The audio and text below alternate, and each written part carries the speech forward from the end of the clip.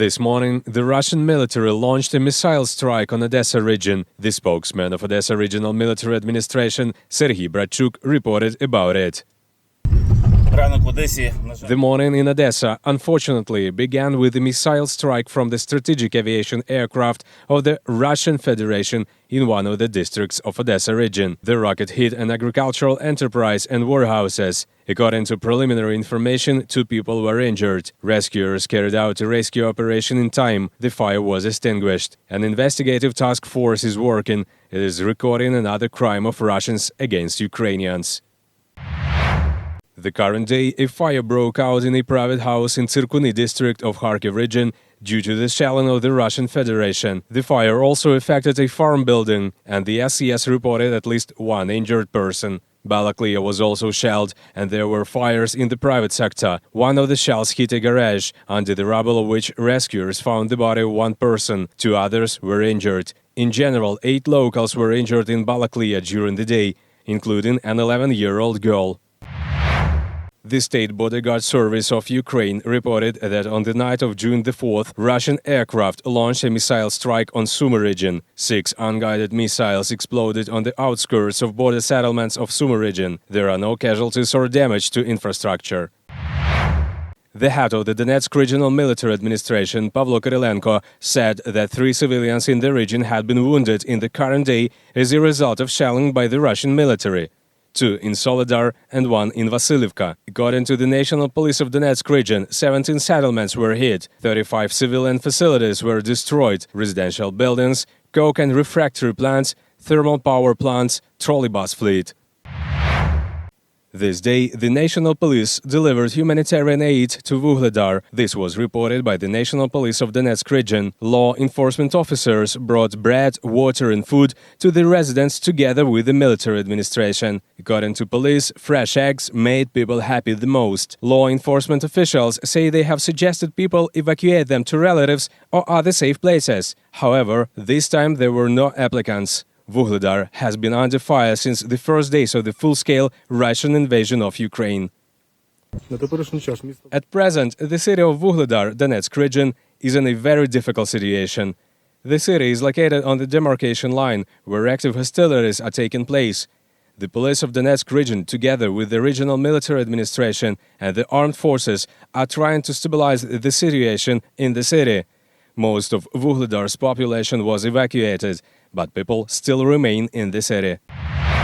Serhiy Gaidai, the head of the Luhansk Regional Military Administration, said that 4 people had died in Hirske community this day, including mother with a child. It also became known about a resident of Hirske who died 3 days ago. There are wounded civilians in Severodonetsk, where the shell hit one of the undamaged apartments. A father and son were evacuated from the apartment. Their lives are not in danger. The head of the Luhansk region said that at least 6 high-rise buildings were damaged in Severodonetsk and Lysychansk during the day. Residential buildings in Hirske, Novoivanivka and Vrubivka were also destroyed. In total, at least 37 houses in the region were damaged or destroyed during the day.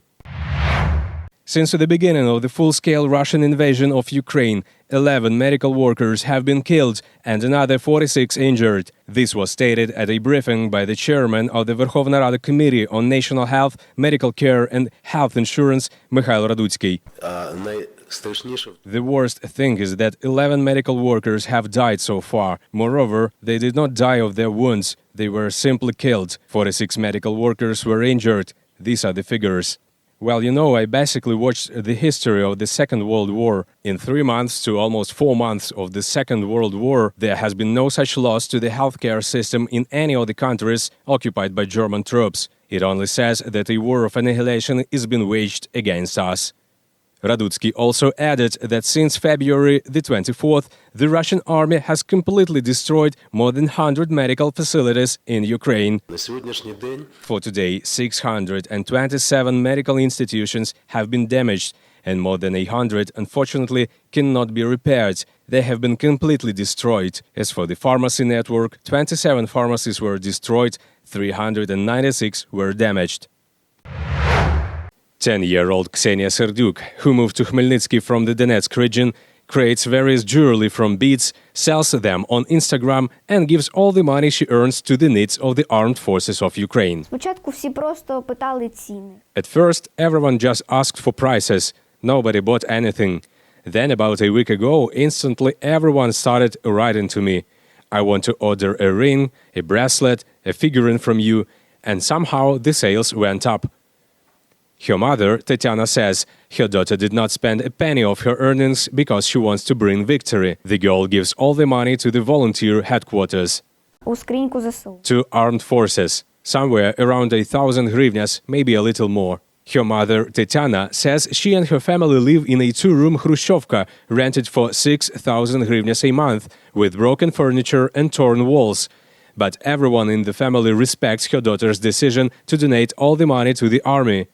Вона сказала, мама, я She said, "Mom, I really want to help the army so that we can win sooner and go home. Тому що я дуже хочу. Because I really want to get back home and have a peaceful sky and victory soon."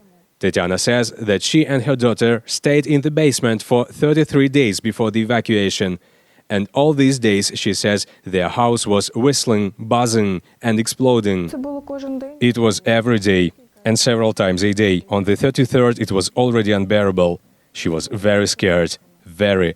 Thought just how to survive. In that basement, says Tatiana, her 10-year-old daughter began to turn gray. The mother painted the child's gray hair. Це для дорослого тяжко. It's hard for an adult, but it's even harder for a child. That should not be the case.